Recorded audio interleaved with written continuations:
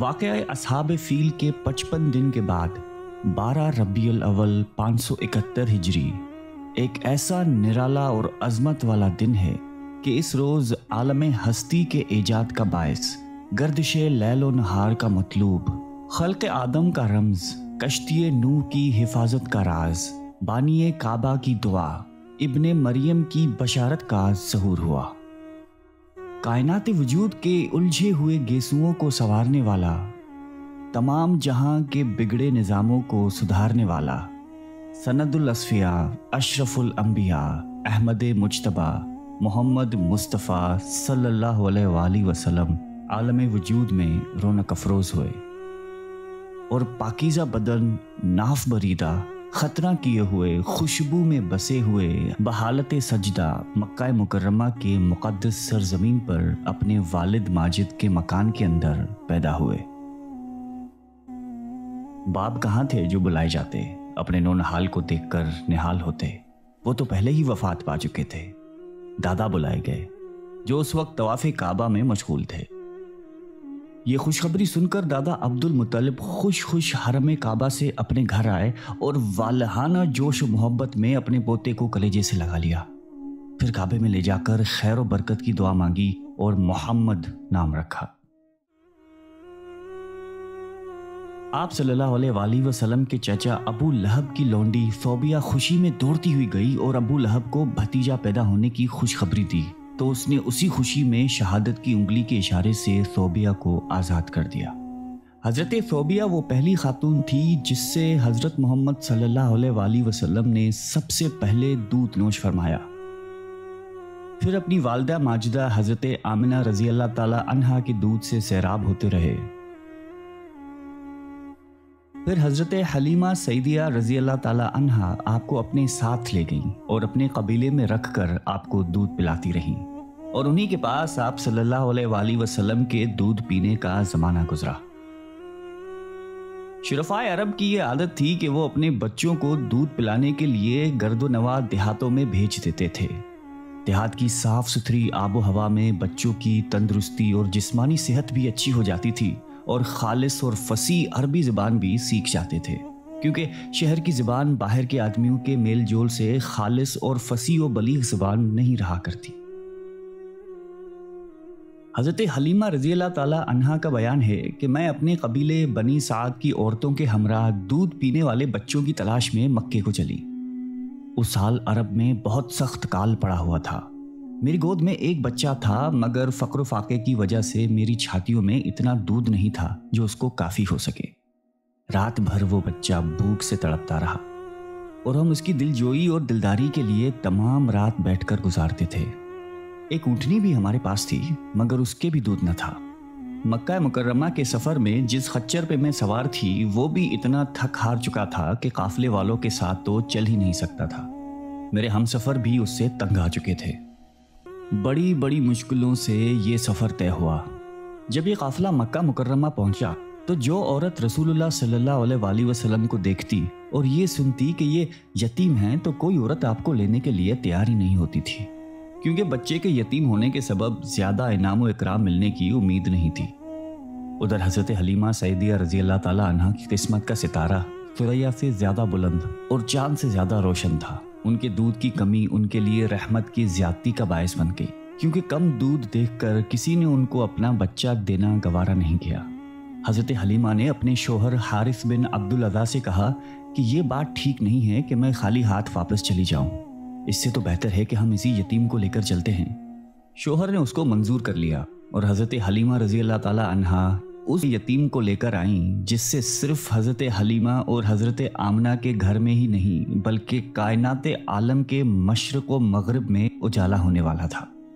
یہ خداوند قدوس کا فضل عظیم ہی تھا کہ حضرت حلیمہ رضی اللہ تعالی عنہا کی سوئی ہوئی قسمت بیدار ہو گئی اور سرور کائنات صلی اللہ علیہ وآلہ وسلم ان کی آغوش میں آ گئے۔ اپنے خیمے میں لا کر جب دودھ پلانے بیٹھی تو باران رحمت کی طرح برکات نبوت کا ظہور شروع ہو گیا۔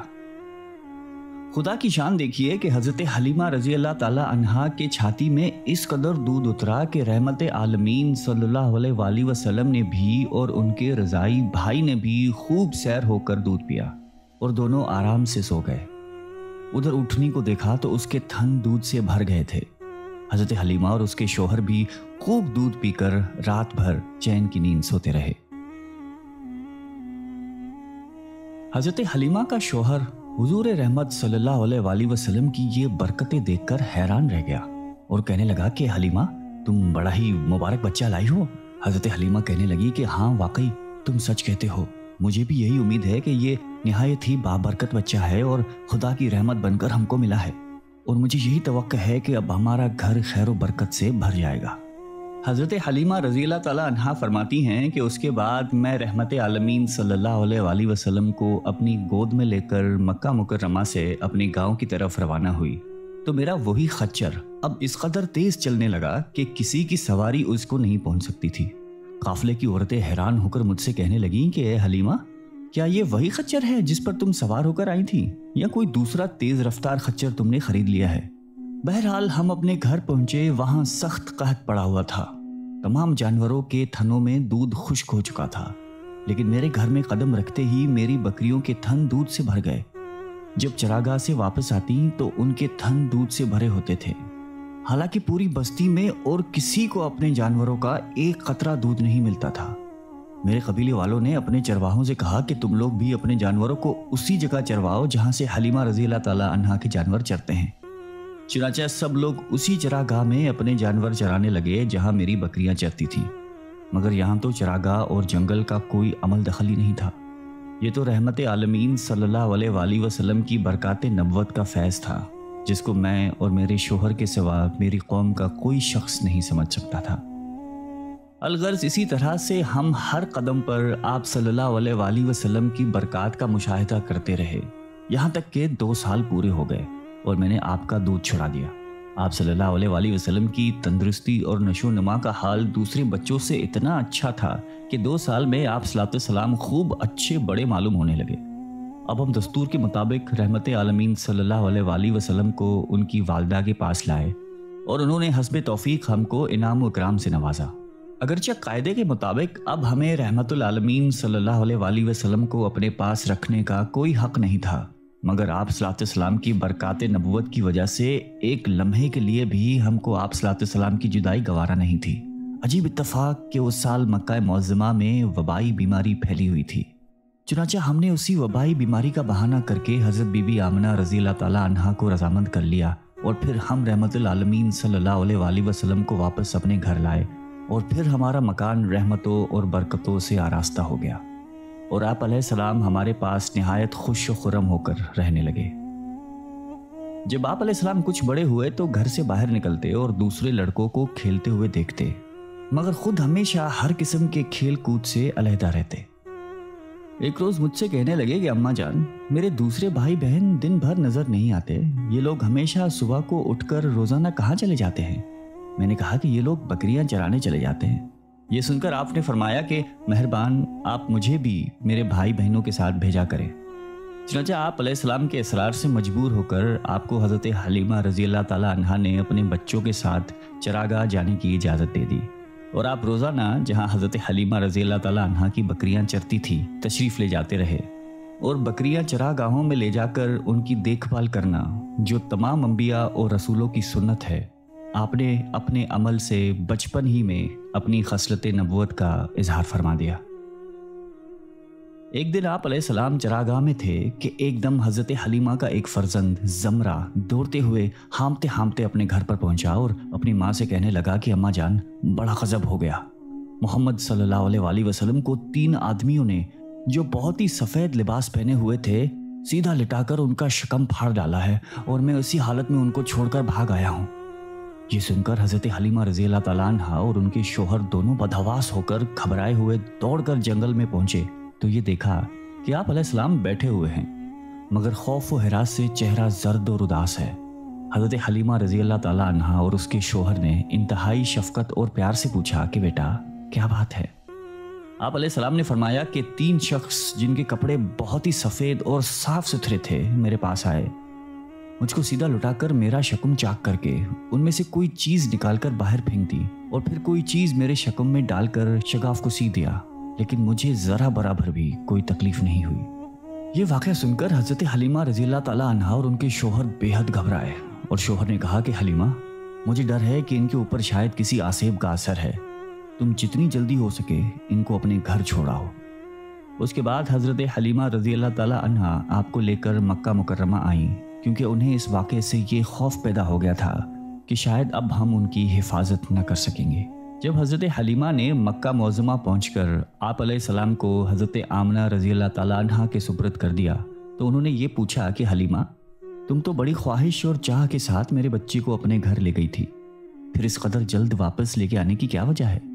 جب حضرت حلیمہ رضی اللہ تعالیٰ عنہا نے شکم چاک کرنے کا واقعہ بیان کیا اور آسیب کا شعبہ ظاہر کیا تو بی بی آمنہ رضی اللہ تعالیٰ عنہا نے فرمایا کہ ہرگز نہیں، خدا کی قسم، میرے نور نظر پر ہرگز کبھی بھی کسی جن یا شیطان کا عمل دخل نہیں ہو سکتا، میرے بیٹے کی بڑی شان ہے۔ پھر ایام حمل اور وقت ولادت کے حیرت انگیز واقعات سنا کر حضرت حلیمہ رضی اللہ تعالیٰ عنہا کو مطمئن کر دیا۔ اس کے بعد حضرت حلیمہ رضی اللہ تعالیٰ عنہا آپ علیہ السلام کو اپنی والدہ ماجدہ کے سپرد کر کے اپنے گاؤں واپس چلی آئیں، اور آپ علیہ السلام اپنی والدہ ماجدہ کی آغوش تربیت میں پرورش پانے لگے۔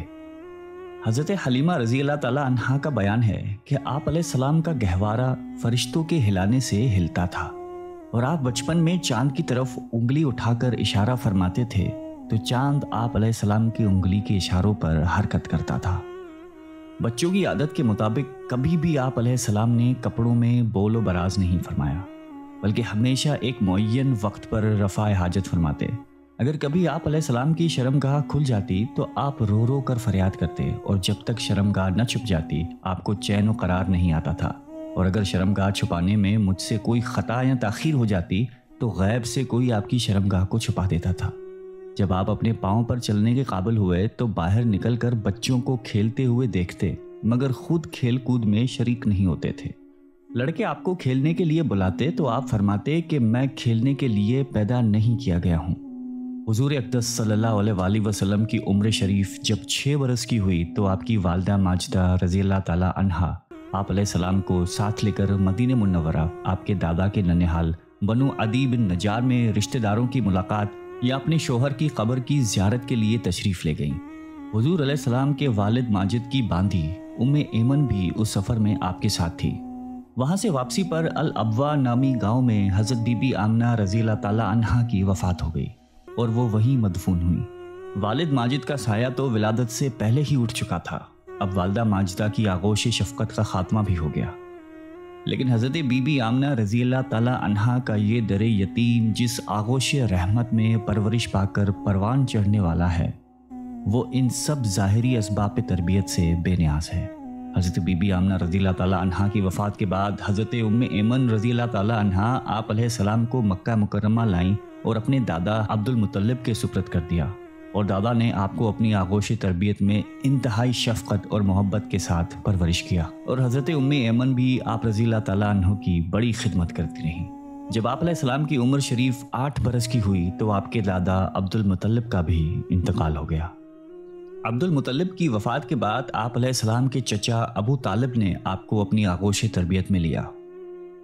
آپ علیہ السلام کی نیک خصلتوں اور دل لبھانے والی بچپن کی پیاری پیاری اداؤں نے ابو طالب کو آپ علیہ السلام کا ایسا گرویدہ بنا دیا کہ مکان کے اندر اور باہر ہر وقت آپ کو اپنے ساتھ ہی رکھتے تھے، اپنے ساتھ کھلاتے پلاتے، اپنے پاس ہی آپ کا بستر بچھاتے، اور ایک لمحے کے لیے بھی اپنی نظروں سے اوجھل نہیں ہونے دیتے تھے۔ ابو طالب کا بیان ہے کہ میں نے کبھی بھی نہیں دیکھا کہ آپ علیہ السلام کسی وقت بھی کوئی جھوٹ بولے ہوں، یا کبھی کسی کو دھوکہ دیا ہو، یا کبھی کسی کو کوئی ایذا پہنچائی ہو، یا بیہودہ لڑکوں کے پاس کھیلنے کے لیے گئے ہوں، یا کبھی کوئی خلاف تہذیب بات کی ہو۔ ہمیشہ انتہائی خوش اخلاق، نیک اتوار، نرم گفتار، بلند کردار اور اعلیٰ درجے کے پارسا اور پرہیزگار رہے۔ ایک مرتبہ ملک عرب میں انتہائی خوفناک قحط پڑ گیا۔ اہل مکہ نے بتوں سے فریاد کرنے کا ارادہ کیا، مگر ایک حسین و جمیل بوڑھے نے مکے والوں سے کہا کہ اے اہل مکہ، ہمارے اندر ابو طالب موجود ہیں جو بانی کعبہ حضرت ابراہیم خلیل اللہ علیہ السلام کی نسل سے ہیں اور کعبہ کے متولی بھی ہیں، ہمیں ان کے پاس چل کر دعا کی درخواست کرنی چاہیے۔